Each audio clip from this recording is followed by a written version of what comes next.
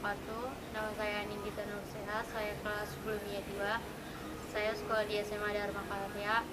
Saya akan menceritakan kembali tentang novel ini yang berjudul Milea atau Suara Dari Dilan, yang pengarangnya Pidi Baik, terus penulisnya juga Pidi Baik, penerbitnya Mizan. Terus tempat terbitnya itu di Jalan Cinambo nomor 135 Bandung.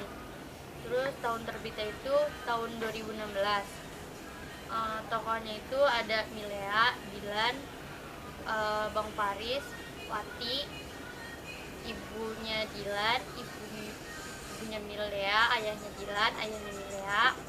Terus ada Pian, Anhar, masih banyak lagi deh. Terus saya akan menceritakan novel ini. Novel ini bercerita tentang cinta, di mana Dilan sebagai tokoh utama yang mencintai Milea juga sebagai tokoh utamanya. Novel ini novel ketiga dari novel Dilan 1 dan Dilan 2. Novel ini menceritakan tentang Dilan dan Milea yang sudah putus setelah ia menjalankan hubungannya di masa SMA-nya. Setelah mereka tidak berhubungan lagi, ternyata Milea-nya itu menikah dengan Mas Herdi dan mempunyai 2 anak.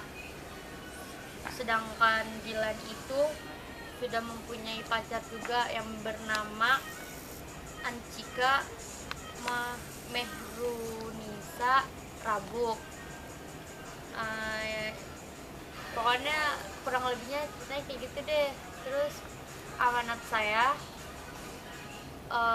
di dalam suatu hubungan itu harus ada kepercayaan masing-masing. Soalnya kalau misalnya nggak percaya, hubungannya itu nggak akan berjalan, sama kayak Dilan sama Milea. Udah, sampai di sini aja. Assalamualaikum warahmatullahi wabarakatuh.